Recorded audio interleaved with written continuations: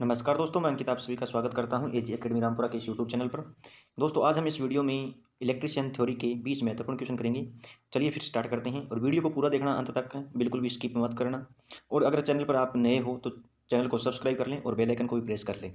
अगर वीडियो में आपको जितने भी क्वेश्चन आते हैं उतने क्वेश्चन आप कॉमेंट बॉक्स में लिख देना, में हमें इतने क्वेश्चन पहले से आते थे। चलिए फिर देखते हैं। क्वेश्चन 1, विद्युत धारा प्रकाश की गति कितनी होती है? विद्युत धारा और प्रकाश की गति सेम होती है। तो ऑप्शन 1 में दे रखा है 2 इंटू 10 मीटर पर सेकंड। ऑप्शन 2 3 इंटू 10 मीटर पर सेकंड। यहाँ पे जो ये सी है, जो सी लिख रखा है बीच में, वो मिस्टेक हो गई थी, गलती है इसमें, इसको ध्यान मत दीजिएगा। ऑप्शन 3 में दे रखा है 3 इंटू 10 की घात 8 मीटर पर मिनट। और ऑप्शन चौथे में दे रखा है 3 इंटू 10 की घात 8 किलोमीटर पर सेकंड। और ऑप्शन 5 में दे रखा है 4 इंटू 10 की घात 6 किलो पर मिनट। आपको बताना है कि कौन सा ऑप्शन 1, 2, 3, 4 या 5 में से कौन सा राइट होगा। तो ऑप्शन जो 2 है वो हमारा राइट हो जाएगा। इस सी पर ध्यान मत दीजिएगा क्योंकि सी मिस्टेक से हुआ है। नेक्स्ट क्वेश्चन देखते हैं। क्वेश्चन 2, विद्युत झटके से बचने के लिए कौन सा सुरक्षात्मक उपाय नहीं अपनाना चाहिए? यानी नहीं अपनाना चाहिए वो देखना है हमें, अपनाना चाहिए वो नहीं देखना। तो इसमें ऑप्शन 1 में दे रखा है पानी में रबड़ के सोल वाले जूते पहने। 2 में दे रखा है हाथों में रबड़ के दस्ताने पहने। 3 में इंसुलेटेड औजार प्रयोग करें। चौथा, गीले फर्श पर नंगे पैर खड़े होकर कार्य करना चाहिए। और 5वां, सूखी लकड़ी या रबड़ की चटाई का प्रयोग नहीं करनी चाहिए। आपको बताना है इसमें से कौन सा राइट होगा। इस बात का ध्यान रखना, सुरक्षात्मक उपाय नहीं अपनाना चाहिए, ये बात बोल रखी है इसमें। तो इसमें जो राइट होगा वो होगा चौथा, गीले फर्श पर नंगे पैर खड़े होकर कार्य करना चाहिए। ये चीज़ कभी भी अपनानी नहीं चाहिए। आप विद्युत का अगर उपयोग करते हो, घरों में भी उपयोग करते हो, तो इस बात का हमेशा ध्यान रखना, अगर फर्श गीला है तो उस पर नंगे पैर खड़े होकर कोई भी विद्युत का कार्य न करें। उम्मीद करता हूँ ये क्वेश्चन आपको समझ में आया होगा। अगर आप चैनल पर नए हो तो चैनल को सब्सक्राइब कर लें और बेल आइकन को भी प्रेस कर लें ताकि नोटिफिकेशन आपके पास पहुंचता रहे, और वीडियो को भी लाइक और कमेंट जरूर कर दें। चलिए फिर देखते हैं 3 नंबर क्वेश्चन। विद्युत लाइन में स्विच कौन से तार पर लगाया जाता है? इस बात को आप देखें। पहले ऑप्शन 1 में देखें करंट वायर में, ऑप्शन 2 है फेज वायर में, और ऑप्शन 3 है न्यूट्रल वायर में। यहाँ पे वायर है। और ऑप्शन 4 में अर्थ वायर में। तो कौन से में लगाया जाता है वो आंसर आप जल्दी से जल्दी दें। तो विद्युत लाइन में स्विच हमेशा फेज वायर में लगाया जाता है, हमेशा ही फेज तार में लगाया जाता है। चौथा क्वेश्चन देखते हैं।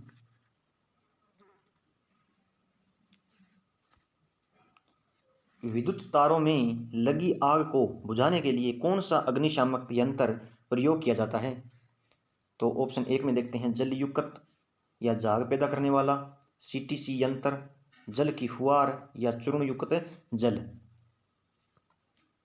विद्युत तारों में जो आग लगी होती है उसमें कौन सा अग्निशामक यंत्र प्रयोग किया जाता है?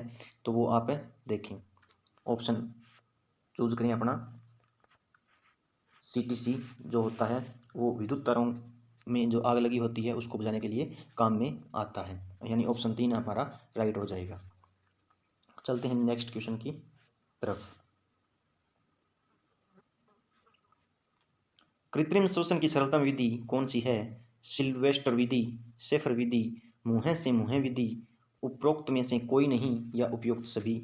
इसमें से देखते हैं। अगर आपको पूछ ले श्वसन की 3 विधियों के बारे में बताऊँ तो 3 विधियाँ वो होगी, एक तो ये होगी सिल्वेस्टर विधि, शेफर विधि और मुंह से मुंह विधि। अब इन तीनों में ही बताना है अपने को भी कौन सा है जो एकदम सरलतम है, जो सरल आसानी से हमें प्रोवाइड हो सके। ऑप्शन अपना 3 नंबर है मुँह से मुँह विधि।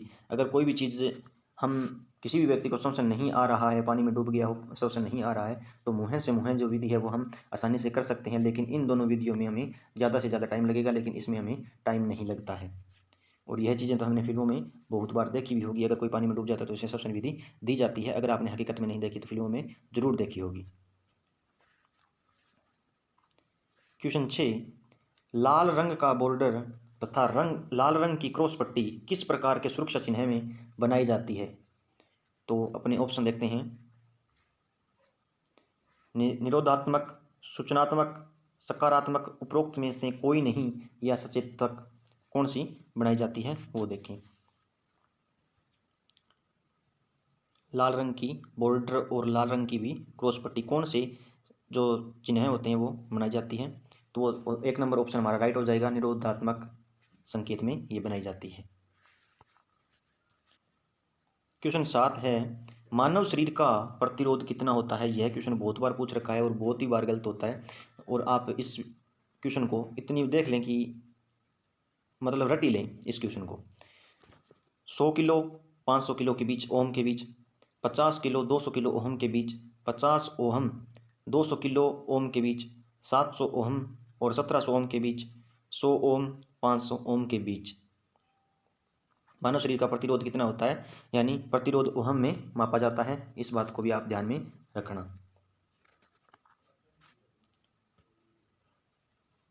तो मानव शरीर का जो प्रतिरोध होता है वो होता है 100 किलो 500 किलो ओहम के बीच में मापा जाता है। क्वेश्चन 8 है, एक लीकेज वाली केबल में से लगे आघात से मनुष्य को बचाने के लिए हम केबल को किससे काटेंगे। ऑप्शन 1 में दे रखा है भाले से, कुदाल से, फरसे से या फिर कैंची से या किसी भी औजार से हम उसे काट सकते हैं।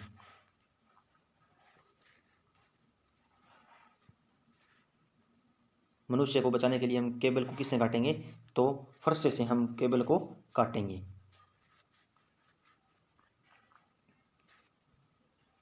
मानव शरीर पर विद्युत झटके की शक्ति किस पर निर्भर करती है। लाइन वोल्टेज, लाइन करंट पर, लाइन करंट व वोल्टेज दोनों से, या शरीर में बहने वाले करंट के मान से, या लाइन प्रतिरोध से, किससे करती है। आप अपना ऑप्शन चूज करिए और कमेंट बॉक्स में लिखिए कि हमें इतने क्वेश्चन आते थे और इतने हमारे गलत हो गए। तो विद्युत झटके की शक्ति किस पर निर्भर करती है, वो करती है शरीर में बहने वाले करंट के मान से, यानी विद्युत जो शक्ति झटका है वो उस पर निर्भर करती है शरीर में बहने वाले करंट के मान से। क्वेश्चन नंबर 10 देखते हैं, मानव शरीर का विद्युत का सुचालक होता है या अर्धचालक होता है, कुचालक है या अधातु या धातु होता है। इसमें से चूज करिए अपना आंसर कौन सा होता है। तो मानव शरीर है वो विद्युत का सुचालक होता है, यानी इसमें प्रभावित हो सकती है धारा। अपने करंट आता है तो बाल खड़े हो जाते हैं, ये तो आप सभी को पता है। तो मानव शरीर है वो विद्युत का सुचालक है, ना तो अर्धचालक है ना कुचालक है। कुचालक वो होता है जिसमें मतलब धारा प्रभावित हो ही नहीं सकती। क्वेश्चन 11, विद्युत द्वारा लगी आग को किसके द्वारा बुझाना चाहिए। तो हम ऑप्शन देखते हैं, पानी द्वारा, मिट्टी के तेल द्वारा, दूध द्वारा, रेत द्वारा या इसमें इनमें से कोई नहीं। दूध द्वारा कौन आग बुझाता है ये बात भी देख लीजिए, और पानी द्वारा कौन आग बुझाता है ये बात भी देख लीजिए, और मिट्टी के तेल द्वारा तो आग ज़्यादा से ज़्यादा पकड़ेगी ये भी देख लीजिए। इनमें से कोई नहीं, ये तो हो ही नहीं सकता। तो रेत द्वारा हमारा राइट आंसर हो जाएगा कि रेत के द्वारा हम आग को बुझा सकते हैं। और हमने देखा भी है, आईटी की थी तब रेत की बाल्टियाँ अपने कॉलेजों में पड़ी रहती थी, इस बात को आपका पता होगा। क्वेश्चन 12, वर्षा के समय औजारों को जंग से बचाने के लिए उन पर क्या लगाना चाहिए। 1 ग्रीस, 2 सरसों का तेल, 3 पेट्रोल, या 4 वार्निश, या 5 मिट्टी का तेल। यानी जंग से बचाने के लिए क्या लगाना चाहिए। तो ऑप्शन 1 राइट आंसर हो जाएगा ग्रीस। ये हमने बहुत बार पढ़ा भी होगा कि ग्रीस से लगाने से औजारों पर जंग नहीं लगता है। क्वेश्चन 13, पोल पर काम करते समय कौन से सुरक्षा साधन के प्रयोग की आवश्यकता है। 1 सीढ़ी की, 2 हाथों में रबड़ के दस्तानों का, और तीसरा है इंसुलेटेड औजारों, और चौथा है सुरक्षा पेटी का, या पांचवा है उपरोक्त सभी। पांचवा ऑप्शन है अपना उपरोक्त सभी। पोल पर काम करते समय क्या सुरक्षा साधन हमें आवश्यक होते हैं वो हमें बताना है।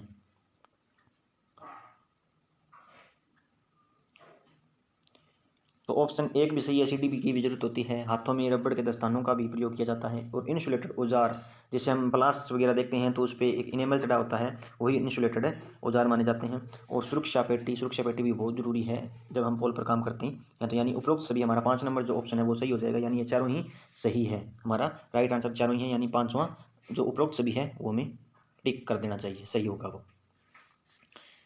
क्वेश्चन 14, विद्युत द्वारा आग लगने पर इसमें से किस समन रसायन का प्रयोग करना चाहिए, यानी इसमें कौन सा जो रसायन है उसका प्रयोग किया जाता है। ऑप्शन 1 में दे रखा है CO2, option 2 SO2, 3 NaCl, 4 N2S और 5 Cl2। कौन सा होगा? विद्युत द्वारा आग लगने पर कौन सा रसायन जो प्रयोग किया जाता है, तो वो रसायन होगा CO2 रसायन का प्रयोग किया जाता है, यानी कार्बन डाइऑक्साइड का प्रयोग किया जाता है। भारी मशीनों के स्थान परिवर्तन के लिए कौन से संसाधन अपनाने चाहिए। ऑप्शन 1 क्रेन, 2 सचल प्लेटफॉर्म, 3 विंच, 4 स्टील का तार या उपयुक्त सभी। कौन सा हमारा राइट आंसर होगा वो देख लेते हैं।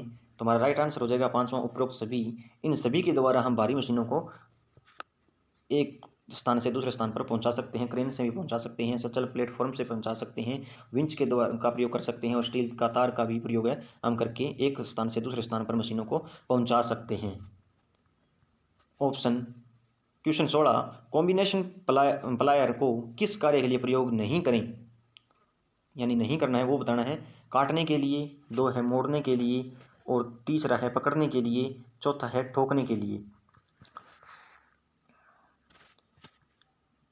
कॉम्बिनेशन प्लायर यानी प्लास का प्रयोग, हम आम भाषा में देखें तो प्लास का प्रयोग किसके लिए नहीं करना चाहिए, तो काटने के लिए तो हम करते ही हैं, मोड़ने के लिए भी कर सकते हैं, कोई भी चीज़ है उसको मोड़ने के लिए, जो नहीं मुड़ रही है उसको मोड़ने के लिए हम प्लास का प्रयोग करते हैं। पकड़ने के लिए कोई भी चीज़ है वो उसको पकड़ने के लिए हम तार वायर को पकड़ने के लिए हम करते हैं, लेकिन ठोकने के लिए हम प्रयोग उसका नहीं करते हैं। ठोकने के लिए हम हैमर या हथौड़े का प्रयोग किया जाता है, तो ठोकने का प्रयोग हम नहीं कर सकते। ये हमें पूछा गया था कि हमको प्लास का प्रयोग नहीं कर सकते, किसके लिए नहीं कर सकते, वो ठोकने के लिए हम नहीं कर सकते।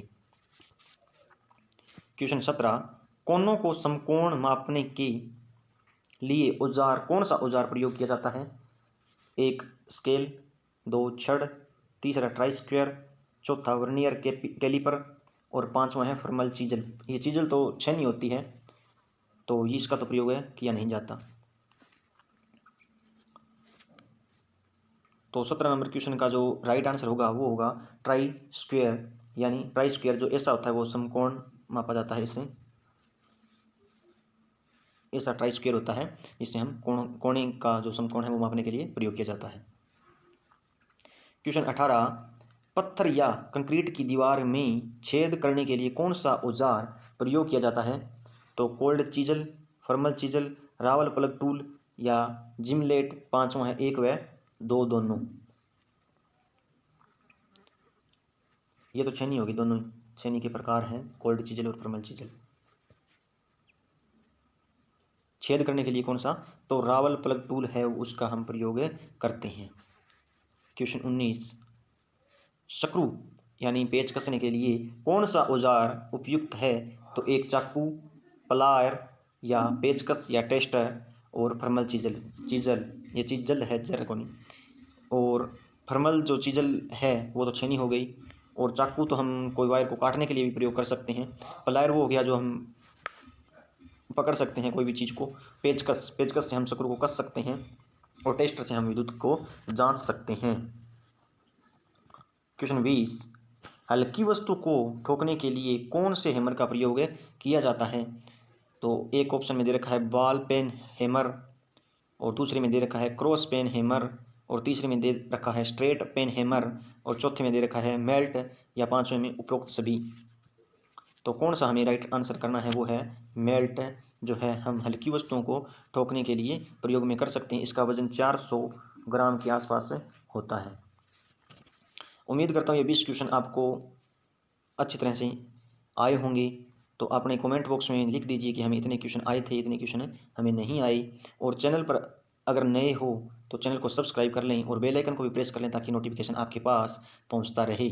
और वीडियो को भी लाइक और कमेंट करना न भूलें, और इससे मुझे भी मोटिवेशन मिलेगा। और आज के बाद हम रोज़ाना एक वीडियो ज़रूर 20 क्वेश्चन या 25 क्वेश्चन की लेकर ज़रूर यूट्यूब पर इस वीडियो चैनल पर डालेंगे। Thank you very much.